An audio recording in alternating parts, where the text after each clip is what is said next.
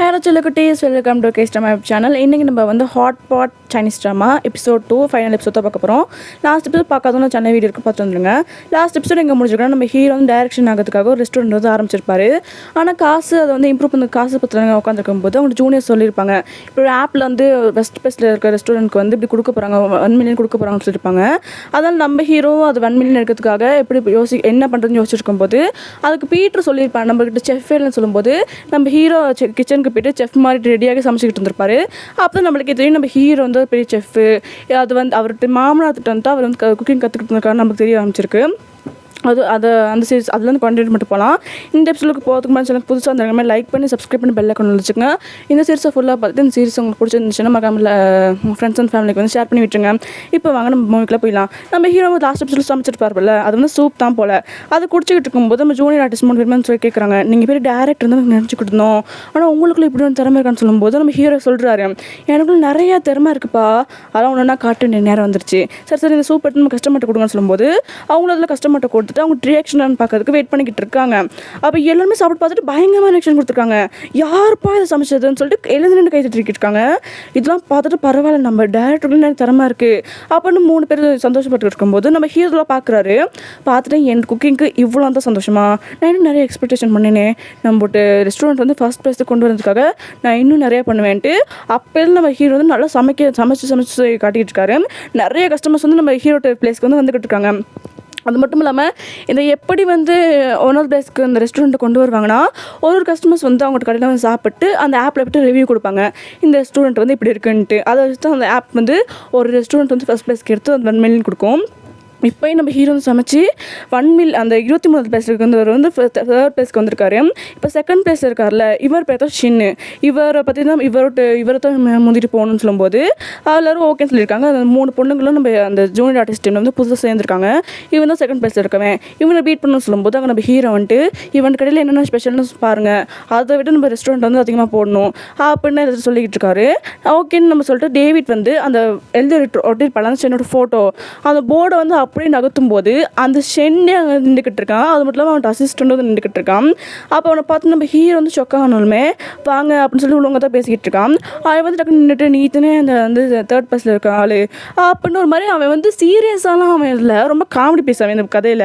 அப்படி சொல்லிக்கிட்டு இருக்கும்போது ஆமான்னு சொல்லும்போது, இங்கே பாரு நீ மட்டும் என்கிட்ட மோதிக்கிட்டு வந்த என்ன செய்வேன்னு சொல்லும்போது நம்ம ஹீரோ சொல்கிறாரு, நீங்கள் வந்து ஃபர்ஸ்ட் பிளேஸ்க்கு வந்து போட்டிடலாமே அப்படின்னு சொல்லும்போது அவன் சொல்லிக்கிட்டு இருக்கான், ஃபர்ஸ்ட் பிளேஸா அதெல்லாம் நான் நினச்சி கூட பார்க்க மாட்டேன், ஏன்னா ஒருத்தர் நல்லா ஃபர்ஸ்ட் பிளேஸ் இருந்திருக்காரு, எனக்குலாம் செட் ஆகாது, நீ ஒன்று 3rd பிளேஸில் இரு, உன்னால் முடிஞ்சால் ஃபர்ஸ்ட் பிளேஸ்க்கு போவோம், என்கிட்ட அதாவது 2nd பிளேஸில் மட்டும் மோதிக்கிட்டு என்ன பண்ணுவேன்னு தெரியாதுன்னு சொல்லிட்டு மிரட்டுற பேரில் காமெடி பண்ணிட்டாங்க போய்கிட்டு இருக்கான். யாரடா இவன் 2nd பிளேஸுக்கு இந்த அடி அடிச்சுக்கிறான் அப்படின்னு எல்லாருமே ஒரு முழிச்சு பார்த்துட்டு தான் இருக்காங்க. அப்படியே அடுத்த நாள் ஆகுது. நம்ம ஹீரோ மாமனார் வந்து அவர்கிட்ட கடையை வந்து இம்ப்ரூவ் பண்ணுறதுக்காக அவர்கிட்ட கடைக்கு இப்படி இருக்குன்ட்டு பேம்லெட்லாம் அடித்து வச்சுருக்காரு. அவர் நம்ம ஹீரோலாம் பார்த்துட்டு நம்ம ஹீரோ மாமனார்ட்ட வந்து என்னம்மா பண்ணுறீங்கன்னு கேட்கும்போது, இதெல்லாம் கடை சம்மந்தப்பட்டது, இது வந்து உங்களுக்கு வந்து யூஸ் ஆகாதுன்னு நினைக்கிறேன்னு சொல்லும்போது நம்ம ஹீரோ அப்படியே ட்ராமா போட ஆரம்பிச்சிட்டாரு.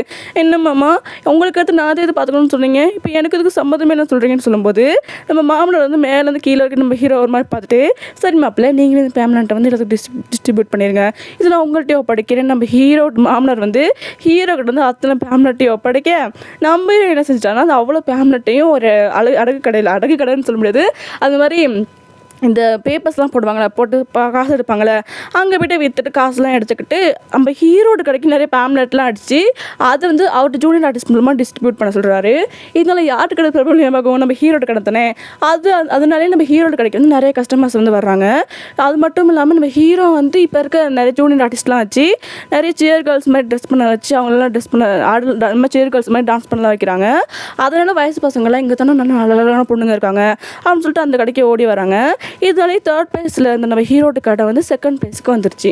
இது பார்த்து அந்த 2nd பிளேஸில் இருக்க அந்த ஷென் இருக்கால, அந்த ஷென்னோட அசிஸ்டண்ட் வந்து என்ன சொல்கிறான்னா அந்த ஷென்னுக்கிட்ட, இங்கே பாருங்கள் அவனுக்கு அதை வந்து 2nd பிளேஸில் வந்துருச்சு, இதனால நம்ம வந்து தேர்ட் ப்ரைஸ் கொண்டோம், நம்மளுக்கு வந்து குறைவாக தான் நம்மளுக்கு ப்ரைஸ் மணி கிடைக்குன்னு சொன்ன போது இவன் கானில் என்ன செய்யணும்னா அவன்கிட்ட அடியாளெல்லாம் கூட்டிகிட்டு அவன்கிட்ட கடையை எப்படியாச்சும் உடைக்கன்னு சொல்லிட்டு அங்கே கூட்டிகிட்டு போய்கிட்டு இருக்கான். அப்போ தான் நம்மளுக்கு தெரியும் நம்ம ஹீரோ வந்து அவங்கள்ட்ட ஜூனியர் ஆர்டிஸ்ட் 2 பேரை அவன்கிட்ட கடைக்கு வந்து ஒரு மாதிரி ஸ்பையை அனுப்பி வச்சிருக்காரு.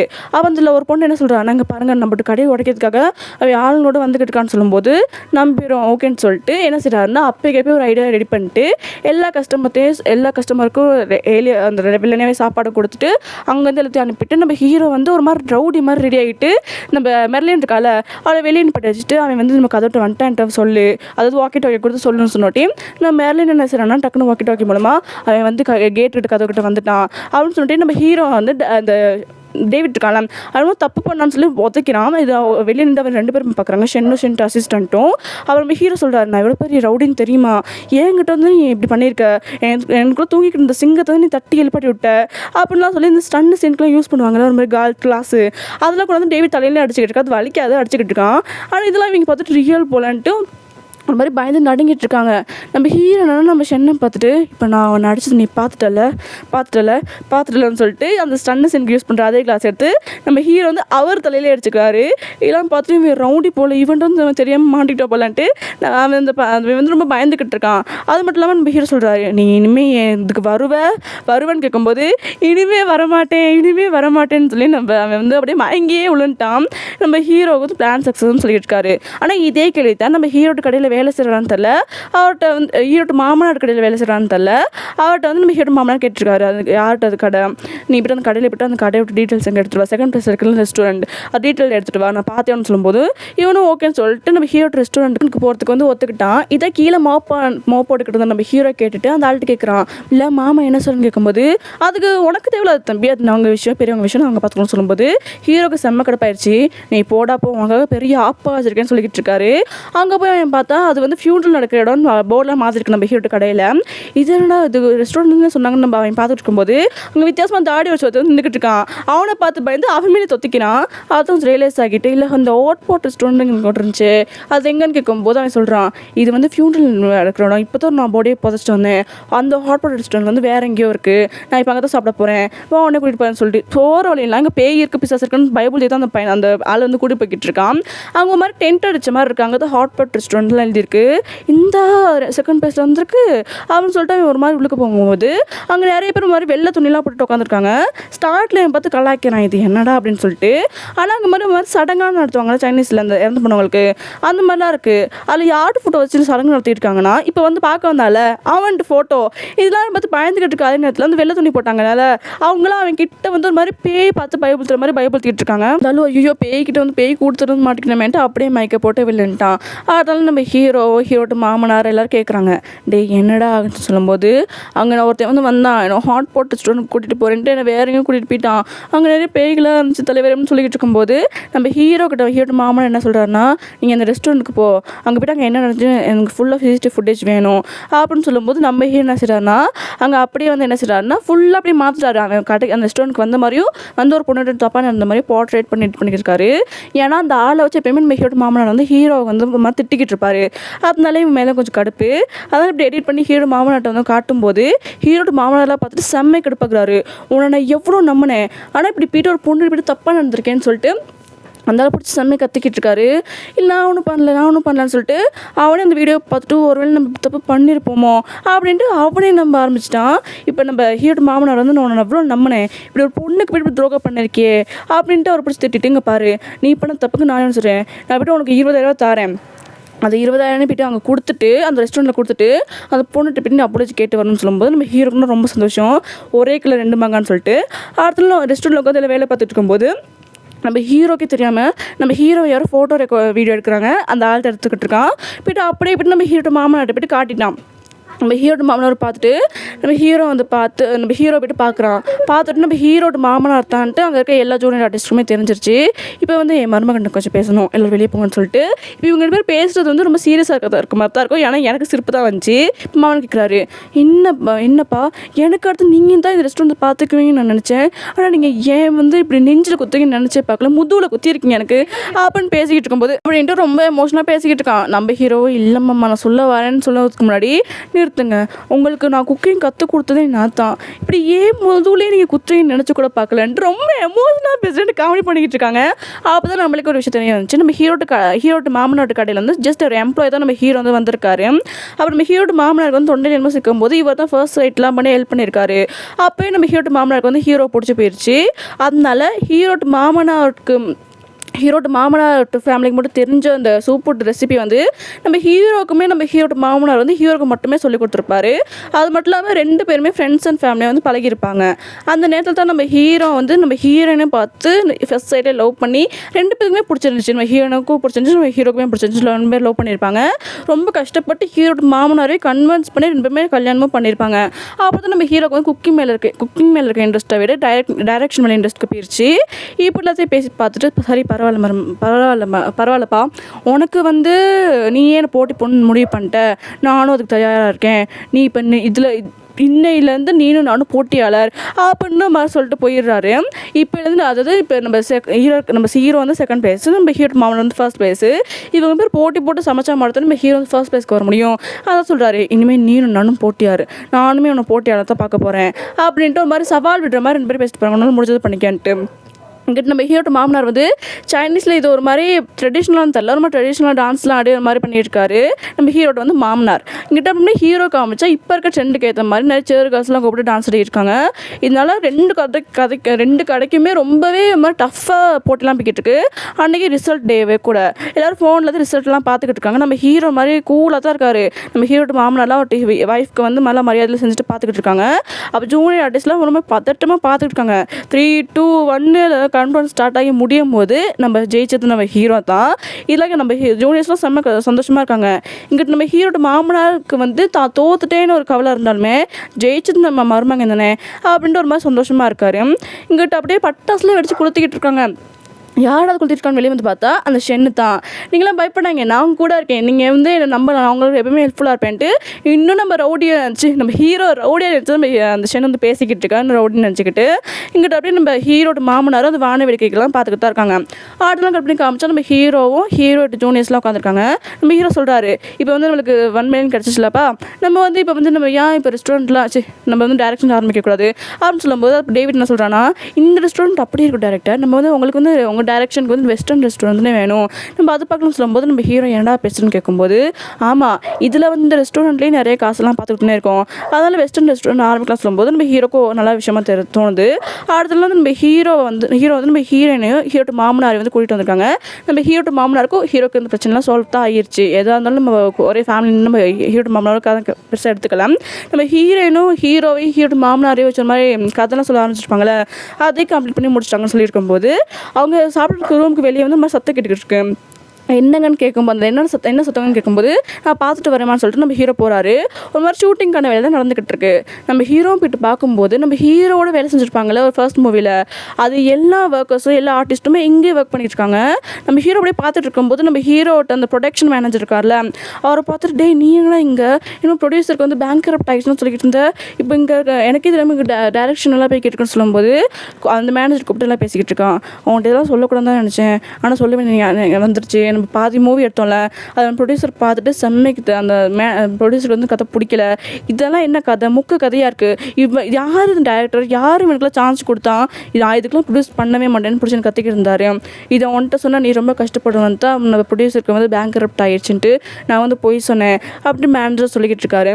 இப்போ வந்து நம்ம ஒரு விஷயம் பண்ணலான்னு நம்ம முன் வரும்போது நம்மளை மோட்டிவேட் பண்ணாட்டே பரவாயில்ல, நம்மளை டீமோட்டிவேட் பண்ணிட்டு அந்த விஷயத்தை அப்படியே இல்லாமல் நம்மளுக்கு எப்படி இருக்கும். இப்போ நம்ம ஹீரோக்கு அப்படி தான். அப்போ நம்ம ஹீரோ கேட்குறாரு, நான் எழுதின கதை உனக்காச்சும் பிடிச்சிருந்துச்சா அப்படின்னு நம்ம ஹீரோ வந்து அந்த மேனேஜர்கிட்ட கேட்கும்போது அந்த மேனேஜர் என்ன சொல்கிறாருன்னா, இங்கே பாரு உனக்கு எது நல்லா வருதோ அதை நீ பண்ணு, உனக்கு எது நல்லா வரலையோ அது பண்ணாத அப்படின்ட்டு அந்த கதை பிடிக்கலை அப்படிங்கிறத ஒரு இன்டெரக்டாக மனசு கஷ்டப்படாத அளவுக்கு நம்ம ஹீரோ சொல்லிட்டு போகிறாரு.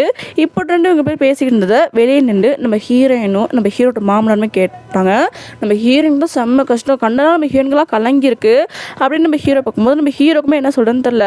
இப்போ வந்து நம்ம ஹீரோக்கு யாராக இருந்தாலுமே ஒரு விஷயத்தை ஸ்டார்ட் பண்ணும்போது அந்த விஷயத்துக்கு வந்து நம்ம யாராச்சும் சப்போர்ட் பண்ணுறோமோ இல்லையோ, நல்லா மோட்டிவேட் பண்ணுறோமோ இல்லையோ, டீமோட்டிவேட் பண்ணிட்டு அந்த விஷயத்தை வந்து கம்ப்ளீட்டாகவே ஸ்டாப் பண்ணிட்டான் நம்மளுக்கு வந்து அதை ஏற்றுக்க முடியாதுல்ல.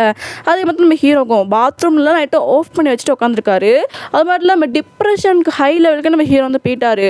இல்லை நம்ம ஹீரோயின் அப்புறம் ஹீரோட்ட மாமனார்லாம் உட்காந்து பார்த்துக்கிட்டு இருக்காங்க. என்ன பேசுதுன்னு ஒன்றுமே புரியல. நம்ம ஹீரோ 100க்கும் மேற்பட்ட சீரீஸ்லாம் போட்டு மூவிலாம் பார்க்குறாங்க எப்படி கதை இல்லான்ட்டு. ஆனால் ஒன்றுமே தேர மாட்டேங்குது. அப்புறம் ஹீரோ என்ன செய்றாருன்னா ஒரு ஸ்கிரிப்ட் எல்லாத்தையும் ஒரு இடக்கீழே போட்டுட்டு இருக்கும்போது நம்ம ஹீரோ ஜூனியர் வந்து கால் வருது, இந்த பிளேஸ்க்கு வாங்கன்ட்டு. நம்ம ஹீரோ சரின்ட்டு ஏன்னா அப்படி வச்சுருக்கேன். அங்கே போய்ட்டு பார்க்கும்போது அவங்க மாதிரி புது ரெஸ்டாரண்ட்டாக இருக்குது. என்ன பண்ணி வச்சுருக்கேன்னு கேட்கும்போது இது வந்து அண்ணியும் மாமனார் தான் அப்படி பண்ணி வச்சுருக்காங்க. உங்களோட டேரக்ஷனை கண்டினியூ பண்ணுறதுக்கு ஒரு புது வெஸ்டர்ன் ரெஸ்டாரண்ட் தெரியுங்களா அப்படின்னு சொல்லும்போது நம்ம ஹீரோக்குமே சந்தோஷமாக இருக்குது. ஸ்டார்ட்டில் நம்ம ஹீரோ மாமனாருக்கும் பிடிக்கல தான். ஆனால் நம்ம ஹீரோ அப்படி ரொம்ப ஃபீல் பண்ணுறது பார்த்துட்டு பரவாயில்ல நம்மளே இதை ஹெல்ப் பண்ணி கொடுப்போம்னு கொடுத்துருக்காங்க. அது மட்டும் இல்லாமல் ஸ்டிக்கி நோட்ஸில் நிறைய மோட்டிவேஷன் தர மாதிரி எழுதி வச்சுருக்காங்க.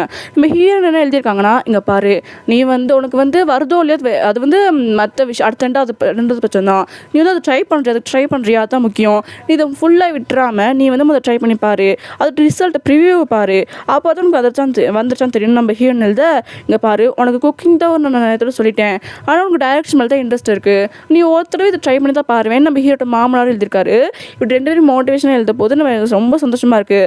அவள் பீட்டர் கேட்டுக்கிட்டு இப்போ அண்ணியும் மாமனாரும் இப்படி செஞ்சுருக்காங்க, நம்ம ஸ்கிரிப்டை கண்டினியூ பண்ணிட்டு போகலாமல் கேட்கும்போது நம்ம ஹீரோ சொல்கிறாரு, அந்த ஸ்கிரிப்ட்டு நான் வந்து சொல்லலை, நம்ம வந்து புது ஸ்கிரிப்ட் தான் எழுதணும் அப்படின்னு சொல்லிட்டு இருக்கும்போது அந்த இடத்துக்கு அந்த சென்று அசிஸ்டண்ட்டு பொக்கையோட வராங்க. என்னமோ இவங்க வந்து புது ரெஸ்டாரண்ட் ஆரம்பிச்சிருக்காங்கன்னு நினச்சி ரியல் ரெஸ்டாரண்ட் நினச்சி வந்திருக்காங்க. இன்னும் நம்ம ஹீரோ வந்து ரவுடின்னு தான் நினச்சிக்கிட்டு இருக்காங்க. அப்போ ஹீரோ சொல்கிறாரு, எதுக்குன்னா இங்கே வந்து கேட்கும்போது இல்லை நீங்கள் புது ரெஸ்டாரண்ட் ஆரம்பிச்சிருக்கீங்களா அதுக்காக தான் வந்து சொல்லிட்டு இருக்கும்போது அங்கே நிறைய கஸ்டமர்ஸ் வந்திருக்காங்க. ரியல் ரெஸ்டாரண்ட் நினச்சி இது வந்து என்ன புது ரெஸ்டாரண்ட்டாக ஓப்பன் இருக்காங்க கேட்கும்போது நம்ம சென்னு வந்து ஹீரோட்ட நல்ல பேர் எடுக்கிறதுக்காக அந்த கஸ்டமர்ஸ் எடுத்து கூட்டிகிட்டு உள்ளுக்கு வச்சு இது ரெஸ்டாரண்ட் தான் வந்து உட்காருன்னு சொல்லிட்டு இருக்கும்போது இப்போ வந்து நம்ம ஹீரோ வந்து சமைக்க எதுவும் இல்லை தானே. நம்ம பீட்டரை பார்த்து டேய் ரெடியாக இருந்துக்க, டேய் ஓகே நம்ம சொல்லிவிட்டு அந்த இருந்த ரெஸ்டாரண்ட்டுக்கு எப்படி வந்து ஃபஸ்ட்டு வந்து ஏதாச்சும் அந்த கஸ்டமர்ஸ்லாம் வந்து அந்த ரொம்ப சாப்பாடில் கொடுத்தாங்களோ அதே மாதிரி இப்போ நம்ம பீட்டரை வந்து இன்னொரு ரெஸ்டாரண்ட்டுக்கு ஓட சொல்கிறாங்க. அதே மாதிரி அதுக்கு சாப்பாடே வாங்கி கொடுத்துட்டு சொல்லிட்டு இருக்காங்க. அதுவும் இல்லாமல் பீட்டர் வந்து இப்போ இவங்க எதுக்கு வெளியே வந்து சாப்பிடுவாங்கன்னு யோசிச்சுக்கிட்டு ஒரு இல்லை முதல் நாள் சமைக்கலையோ அப்படின்னு நினச்சிட்டு இவனும் ஹெல்ப் பண்ணிட்டு இருக்கான். நம்ம ஹீரோ வந்து பெரிய டான் பிற்காலத்தில் நம்மளுக்கு ஏதாச்சும் ஹெல்ப் பண்ணுவான், ஃபினான்ஷியலாக இருக்கட்டும் வேறு ஏதாச்சும் இருக்கட்டும் நம்மளுக்கு ஹெல்ப் பண்ணுவான்னு நினச்சி தான் இவனும் ஹெல்ப் பண்ணிக்கிட்டு இருக்கான். நம்ம ஹீரோ இன்னும் இல்லைன்னு நம்மக்கிட்ட ரொம்ப இவனும் ஓடி கஷ்டப்பட்டுக்கிட்டு இருக்கான். அவன்கிட்ட அசிஸ்டண்ட்டும் சேர்ந்து கூட பிடிக்கிற மாதிரி கஷ்டப்பட்டுக்கிட்டு இருக்கான். அப்படியே இந்த படம் அப்படியே சொல்லிக்கிட்டு இருக்கான். அப்படியே அந்த எப்படி இந்த ஃபஸ்ட்டு ரெஸ்டாரண்ட் வந்து அப்படியே டெவலப் ஆகிட்டு வந்துச்சோ அதேமாதிரி செகண்ட் ரெஸ்டாரண்ட் வந்து ரியல் ரெஸ்டாரண்ட்டாக வந்துச்சு. இப்போ நம்ம போயிட்டு தான் நம்ம ஹீரோக்கிட்ட வந்து இங்கே பாருங்கள் லாஸ்ட்டு இயரில் எப்படி அந்த ஆப்பில் அந்த போட்டி வச்சாங்களோ அது மாதிரி போய் வைக்கிறாங்க, நம்மகிட்ட 2 ரெஸ்டாரண்ட் இருக்குது, நம்மளும் போட்டிட்டா 2 பிளேஸ்க்குமே நம்ம கிஃப்ட் கிடைக்கும் அப்படின்னு சொல்லும்போது நம்ம ஹீரோக்கு ஓகே சொல்கிறாரு. அப்புறம் நம்ம ஹீரோ ஸ்கிரிப்ட் எழுதிட்டு ஸ்கிரிப்ட் ரெடின்னு சொல்லும்போது அங்கே சொல்கிறாங்க சார் போட்டி வச்சுட்டு ஸ்கிரிப்ட்னு சொல்லும்போது நம்ம ஹீரோ சொல்கிறாரு ஸ்கிரிப்டை பார்க்க வேணாமான்னு கேட்கும்போது இல்லை நம்ம அந்த போட்டியை முடிக்கலாம், அதில் கிடைக்கிற கிஃப்ட் வச்சு இன்னொரு வெஸ்டர்ன் ரெஸ்டாரண்ட் உருவாக்கி அதில் நம்ம வந்து கண்டினியூ பண்ணிட்டு போகலான்னு சொல்லும்போது அப்போ ஹீரோ சொல்கிறாரு நம்ம வந்து மூவி எடுக்கிறோமோ இல்லையோ ஆனால் வந்து நம்ம ரெஸ்டாரண்ட் தான் நம்ம மூவி எடுக்கிறோமோ இல்லையோ இந்த ரெஸ்டாரண்ட் பிரான்ச் தானே ஒவ்வொரு இடத்துமா நினச்சிக்கிட்டு இருக்கோம் அப்படின்னு சொல்லும்போது அங்கே சொல்கிறாங்க பரவாயில்ல இதுவும் நல்லா தான் இருக்குது, நம்ம ரெஸ்டாரண்ட்டை மெயின்டைன் பண்ணலாம்னு சொல்லும்போது நம்ம ஹீரோ வந்து சிரிச்சிட்டே நம்ம அங்கே எல்லா பக்கத்தில் வந்து உட்காராரு. இதில் நம்ம என்ன எடுத்துக்கணும், நம்ம ஹீரோக்கு வந்து குக்கிங் வருதோ இல்லையோ நல்லா டைரக்ஷன் வருதோ இல்லையோ நல்லா குக்கிங்லாம் வருது. இந்த பக்கத்தில் நம்ம எடுத்துக்க வேண்டிய விஷயம் என்னென்னா நம்மளுக்கு எந்த விஷயம் நல்லது என்ன விஷயம் நல்லா வருதோ அது நம்மளுக்கு சந்தோஷம் கொடுக்குறதுனா அது நம்ம பண்ணணும். நம்ம ஹீரோ டைரக்ஷனுக்கு போனார், ஆனால் அதில் வந்து அவர் கம்ப்ளீட்டும் ஆகலை, நம்ம ஹீரோக்கு வந்து சந்தோஷமும் வரல. ஆனால் குக்கிங் வந்துட்டு நம்ம ஹீரோ நிறைய பிரான்ச்சஸ் வச்சார், அதில் வந்து சந்தோஷம் வந்துச்சு அவருக்கு. அதனால தான் நம்ம வாழ்க்கையில் வந்து நமக்கு எது பிடிக்குதோ எது நமக்கு சந்தோஷம் தருதோ அது வந்து பண்ணிட்டு போகணும்னு நம்ம இந்த படத்தில் நான் எடுத்துட்டேன். நீங்கள் என்ன மெசேஜ் எடுத்துக்கிட்டேன்னு மறக்காம கமெண்ட் பண்ணிடுங்க. அது மட்டும் இல்லாமல் நீங்கள் லாஸ்ட்டாக பார்த்த மூவி என்னென்னு மறக்காம கமெண்ட் பண்ணிடுங்க. இந்த மூவி பிடிச்ச மாதிரி மூவிஸ்க்காக நம்ம சேனல் சப்ஸ்கிரைப் பண்ணி பெல் ஐக்கான் வச்சுக்கோங்க. இந்த மூவி பிடிச்சா மறக்காமல் லைக் பண்ணி விட்டுருங்க. அது மட்டும் இல்லாமல் இந்த ஃபர்ஸ்ட் எபிசோட் செகண்ட் எபிசோட உங்கள் ஃப்ரெண்ட்ஸ் அண்ட் ஃபேமிலிக்கு மறக்காமல் ஷேர் பண்ணி விட்டுருங்க. மறக்காமல் லைக் பட்டன் வந்து தட்டிட்டு போயிருங்க. Okay bye.